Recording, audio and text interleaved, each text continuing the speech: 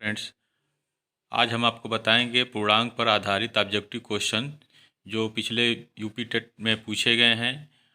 इसके पहले हमने प्राकृतिक संख्या और पूर्ण संख्या पर आधारित ऑब्जेक्टिव क्वेश्चन हमने आपको बताए हैं। इसके वीडियो का लिंक आपको डिस्क्रिप्शन बॉक्स में मिल जाएगा, तो आप वहां से इसको पढ़ सकते हैं। और आप फ्रेंड्स वीडियो देख लेते हैं, भूल जाते हैं, तो इसको फटाफट आप लाइक कर लें और इसको अधिक से अधिक शेयर करें। और यदि आप इस चैनल पर पहली बार जुड़े हुए हों तो इस चैनल को सब्सक्राइब कर लें और बेल आइकन घंटी को प्रेस करना ना भूलें। तो देखें, पहला ये दिया हुआ है, सबसे छोटी पूर्णांक संख्या है। तो पूर्णांक संख्या हम आपको बता दें वह क्या है कि प्राकृतिक संख्या हम जानते हैं कि n से शुरू होता है, एक से शुरू होता है, एक से शुरू होता है। एक, दो, तीन एंड दी सो ऑन, यह प्राकृतिक संख्या है। अब इसके पहले अगर हम जीरो को सम्मिलित कर लें तो यह हमारा ये पूर्ण संख्या बन जाता है। ठीक है, तो अब इसके साथ जो है हम ऋणात्मक पूर्णांक अगर इसमें हम सम्मिलित कर लेते हैं तो यह पूर्णांक बन जाता है। देखें, यहाँ -1 हो जाएगा, -2 हो जाएगा और -3 हो जाएगा। तो यह हमारा जो है ये पूर्णांक बन गया। ठीक है, तो धन पूर्णांकों को और ऋण पूर्णांकों के साथ अगर जीरो को मिला दें तो यह पूर्णांक बनता है। तो इसमें देखें, पूछ रहा है कि सबसे छोटी पूर्णांक संख्या क्या है। तो हम देख रहे हैं कि 3 से छोटा 2 है, 2 से छोटा 1 है, 1 से छोटा जो है 0 है, 0 से छोटा ऋण 1 है, इससे छोटा ऋण 2 है। तो हम ये देख रहे हैं कि किसी पूर्णांक में एक अगर घटा रहे हैं तो इसके उससे छोटा वाला पूर्णांक मिल रहा है। तो यह क्रम जारी रह रहा है। तो इस तरह से छोटा पूर्णांक जो है इसमें कोई नहीं होगा। ठीक है, तो इसमें इसका विकल्प सी होगा, सबसे छोटा पूर्णांक कोई नहीं होता है। ठीक है, तो इसका विकल्प सी सही होगा। इसके बाद नेक्स्ट क्वेश्चन देखें, योग का तत्समक अवयव ये दिया हुआ है।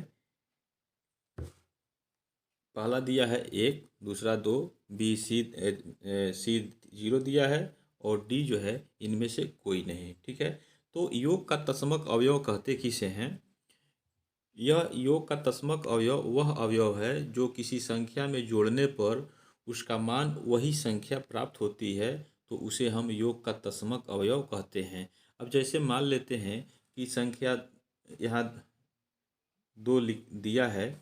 ठीक है, तो अब इसमें हम जीरो अगर जोड़ दें तभी जो है उसका उसी वही संख्या प्राप्त होगी। ठीक है, 2। तो यहाँ जो है किसी संख्या का योग का तत्समक अवयव जो है ये 0 हो जाएगा। ठीक है, तो इस तरह से इसका आंसर यह सी होगा। ठीक है, तो योग का तत्समक अवयव 0 होता है। इसके बाद नेक्स्ट क्वेश्चन देखें,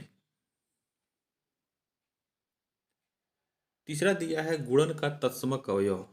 तो गुणन का तत्समक अवयव इसको आप समझें कि किसी संख्या में हम ऐसी संख्या का गुणा करें जिससे उसका गुणनफल वही आ जाए, वही संख्या प्राप्त हो जाए, तो गुणा करने वाले संख्या को हम गुणन का तत्समक अवयव कहते हैं। तो आप यहाँ देखें कि जैसे अगर हम मान लेते हैं कि 3 संख्या दिया है। ठीक है, तो इसमें हम अगर एक का गुणा करते हैं तो हमें वही संख्या पूर्व वाली संख्या जो है प्राप्त हो जाती है। तो यानी गुणन का तत्समक अवयव जो है वह 1 होता है। यानी गुणन का तत्समक अवयव वह संख्या होता है जिसका दी गई संख्या में गुणा अगर करें तो वही संख्या हमें प्राप्त हो जाए, तो गुणा करने वाली संख्या जो है गुणन का तत्समक अवयव कहलाता है।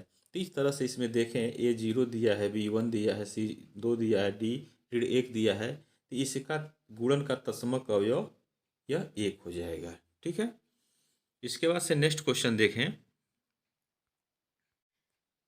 यहाँ चौथा दिया है कि 2 का योगात्मक प्रतिलोम है। तो इसमें 4 विकल्प दिए गए हैं, ए 0, बी ऋण 2, सी 1/2, डी -1/2 ये दिया हुआ है। तो पहले हम आपको बता दें कि योगात्मक प्रतिलोम है क्या। ठीक है। तो देखें, योगात्मक प्रतिलोम, किसी संख्या का योगात्मक प्रतिलोम वह संख्या है जिसको उसमें जोड़ने पर, दी गई संख्या में जोड़ने पर उसका योगफल शून्य आ जाए, तो वह जोड़ी गई संख्या दी गई संख्या का योगात्मक प्रतिलोम कहलाता है। तो अब देखें, यहाँ 2 दिया हुआ है, तो 2 में हम ऐसी संख्या जोड़ें जिससे इसका योगफल जो है 0 आ जाए। तो इसमें क्या जोड़ना होगा? -2 जोड़ना होगा। ठीक है, इस तरह से इसका मान 0 हो जाएगा। ठीक है, तो 2 का योगात्मक प्रतिलोम क्या हो जाएगा? 2 उस संख्या के पहले हम माइनस लगा देंगे तो उसका योगात्मक प्रतिलोम ज्ञात हो जाएगा। तो इस तरह से देखें कि चौथे का बी दिया हुआ है -2, तो इसका विकल्प बी सही होगा। ठीक है, नेक्स्ट क्वेश्चन देखें। यहाँ दिया हुआ है कि शून्य का योगात्मक प्रतिलोम है, तो इसमें 4 विकल्प दिए गए हैं, ए 1, बी ऋण 1, सी 0 और डी इनमें से कोई नहीं। तो शून्य का योगात्मक प्रतिलोम क्या होगा? ये इम्पॉर्टेंट क्वेश्चन है। देखें, इसमें शून्य दिया है, तो शून्य में हम ऐसी संख्या जोड़ें जिससे इसका योगफल शून्य ही आवे। तो इसमें शून्य अगर जोड़ दें तो इसका मान 0 के बराबर आएगा। तो 0 का योगात्मक प्रतिलोम 0 हो जाएगा। तो इस तरह से इसका विकल्प सी सही होगा। ठीक है, 5वें का सी सही है। नेक्स्ट क्वेश्चन देखें। छठा दिया है कि 3 का गुणात्मक प्रतिलोम है। ठीक है, तो 3 का गुणात्मक प्रतिलोम देखें, इसमें गुणात्मक प्रतिलोम हम किसे कहते हैं इसको आप समझें। किसी संख्या का गुणात्मक प्रतिलोम वह संख्या होता है, ठीक है, वह मान होता है, वह भिन्न होता है जिसका उस दी गई संख्या में गुणा करने पर उसका गुणनफल 1 के बराबर आ जाए। ठीक है, दी गई संख्या में उसका गुणात्मक प्रतिलोम वह होगा जिसका गुणा करने पर उसका गुणनफल 1 आ जाए। तो यहाँ देखें 3 दिया हुआ है, तो 3 में हम किसका गुणा करें कि इसका गुणनफल 1 आ जाए, यानी 3 को कटना चाहिए। तो इसमें हम 1/3 का गुणा कर दें तो ये 3 से 3 कट जाएगा और इसका मान 1 आ जाएगा। तो इस तरह से 3 का गुणात्मक प्रतिलोम 1/3 होगा, यह वाला। ठीक है, तो यहाँ देखें इसमें बी 1/3 दिया हुआ है, तो इस तरह से छठे का बी सही होगा। अगर आपको दिक्कत होती है तो इस वीडियो को आप रोक करके इसको आप देख सकते हैं और जो हम परिभाषा बता रहे हैं उसको आप सुन सकते हैं। नेक्स्ट क्वेश्चन देखें। यह दिया हुआ है कि 2 ऋण पूर्णांकों का गुणनफल सदैव, ए दिया है ऋणात्मक होता है, बी दिया धनात्मक होता है, सी दोनों होता है, डी इनमें से कोई नहीं होता है। ठीक है, तो इसको लगभग आप जानते होंगे, लेकिन इसको हम बता दे रहे हैं। 2 ऋण पूर्णांकों का गुणनफल, अब जैसे मान लेते हैं यह ऋण दिया गया है चिन्ह, और फिर इसी में ऋण का गुणा हम करें तो इसका गुणनफल जो है ये धनात्मक मिलेगा। ठीक है, माइनस का गुणा जो है प्लस में करेंगे तो इसका भी मान ऋणात्मक आ जाएगा, और प्लस का गुणा माइनस के साथ करेंगे तो इसका मान ऋणात्मक होगा। ठीक है, प्लस का गुणा प्लस के साथ करेंगे तो इसका गुणनफल प्लस होगा। अब जैसे मान ले -2 गुणे -2 करते हैं तो +4 हो जाएगा। तो ये ऋण चिन्हों का गुणनफल है। माइनस माइनस का गुणा प्लस, माइनस और प्लस का गुणा करते हैं तो माइनस, प्लस और माइनस का गुणा करते हैं तो माइनस हो जाता है, प्लस प्लस का गुणा प्लस हो जाता है। तो यहाँ दिया हुआ है कि 2 ऋण पूर्णांकों का गुणनफल सदैव, तो देखें 2 ऋण पूर्णांक हैं तो अगर ऋण पूर्णांकों का आपस में गुणा करेंगे धनात्मक आएगा। तो इस तरह से इसका विकल्प बी होगा। ठीक है, 7वें का बी सही होगा। नेक्स्ट क्वेश्चन देखें। 8वां दिया है कि ऋण पूर्णांक एवं धन पूर्णांक का गुणनफल होता है। ठीक है, तो अभी हमने जो बताया है उसी हिसाब से इसको आप कर सकते हैं। ऋण ऋण पूर्णांक एवं धन पूर्णांक का गुणनफल यह माइनस होता है, यानी ऋणात्मक होता है। तो इस तरह से इसका विकल्प ए सही होगा, ऋणात्मक होगा, 8वें का ए। ठीक है, नेक्स्ट क्वेश्चन देखें। यह नमूना दिया है कि प्रथम n प्राकृतिक अभाज्य संख्याओं का औसत है। तो अभाज्य संख्या क्या होता है, इसको हम आपको बता दें कि अभाज्य संख्या वह है जो स्वयं से कटता हो और उसके अलावा एक से कटे तो वह अभाज्य संख्या में आएगा। तो इस तरह से आप देखें कि इसमें प्रथम अभाज्य संख्या प्राकृतिक जो है ये 2 होगा, ठीक है, 2, उसके बाद से 3, फिर 4 नहीं होगा, फिर 5 हो जाएगा तो -5, फिर 6 नहीं होगा, ठीक है, 7 हो जाएगा, ठीक, उसके बाद से 8 भी नहीं होगा, 9 भी नहीं होगा, 9 स्वयं से कट जाता है, 3 से भी कटेगा, 9 से भी कटेगा तो 9 नहीं होगा, फिर 10 भी नहीं होगा, 11 हो जाएगा, फिर 12 नहीं होगा, 13 हो जाएगा अगला, ठीक है। तो 1 2 3 4 5 6 हुआ, फिर 13 के बाद से फिर 17 हो जाएगा, ठीक है, और 17 के बाद से आपका 19 हो जाएगा, ठीक, और 19 के बाद 20 होगा तो 20 होगा नहीं, 21 भी नहीं होगा, 22 भी नहीं होगा, अगला जो है ये 23 हो जाएगा +23।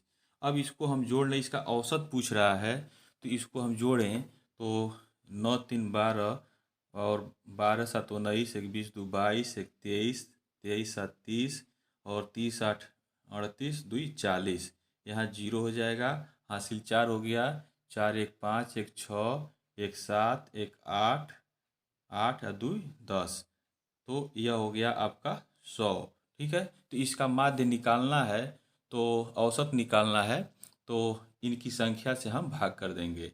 तो इन संख्याएं कितनी हैं, 1 2 3 4 5 6 7 8 9, ये प्रथम 9 प्राकृतिक संख्याएं हैं।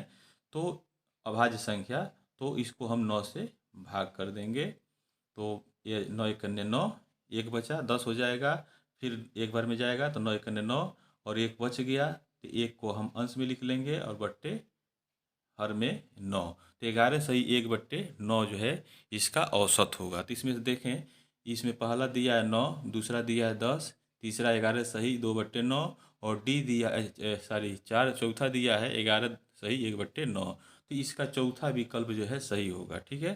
तो 9वें का ये चौथा सही होगा, इसे आप नोट कर लें। यह 2019 में यह यूपी टेट में पूछा हुआ प्रश्न है। नेक्स्ट क्वेश्चन देखें, ये 10वां क्वेश्चन देखें, यह भी यूपी टेट में पूछा गया है, ठीक है, 2019 में यह भी पूछा हुआ प्रश्न है। तो देखें, कह रहा है कि कोई प्राकृतिक संख्या यम के लिए गुणनफल m+2 m+4 हमेशा विभाजित होगा।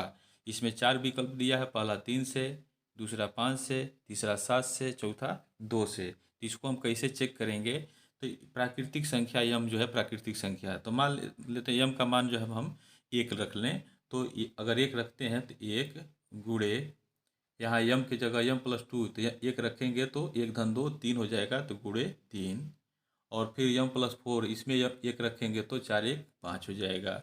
अब देखें, यह जो है आपका यह विभाजित हो रहा है किससे, 3 से और 5 से यह विभाजित हो जा रहा है यह संख्या, ठीक है। तो इसमें अब पहला भी हो सकता है, दूसरा भी हो सकता है। अब प्राकृतिक संख्या 2 रखें यम की जगह तो 2 हो जाएगा, और गुणे यहाँ यम की जगह 2 तो 2 धन 2 4 हो जाएगा, गुणे 4 हो गया, और यहाँ भी रखें तो 4 धन 2 6 हो जाएगा, गुणे 6 हो गया। तो अब यहाँ देखें, यह किससे विभाजित हो रहा है, यह 2 से हो रहा है, फिर 3 से हो जा रहा है। तो अब इसमें जो है विकल्प बन रहा है कौन सा, आपका चौथा बन रहा है और पहला बन रहा है, ठीक।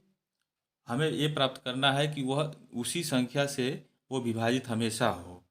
अब देखें, यम की जगह अगर हम 3 रखें, यम की जगह अगर 3 रखते हैं तो यहाँ जो है 3 हो जाएगा, और गुणे इस यम की जगह 3 तो 3 2 5 हो जाएगा, और इस m+4 में यहाँ 3 रखेंगे तो 4 3 7 हो जाएगा।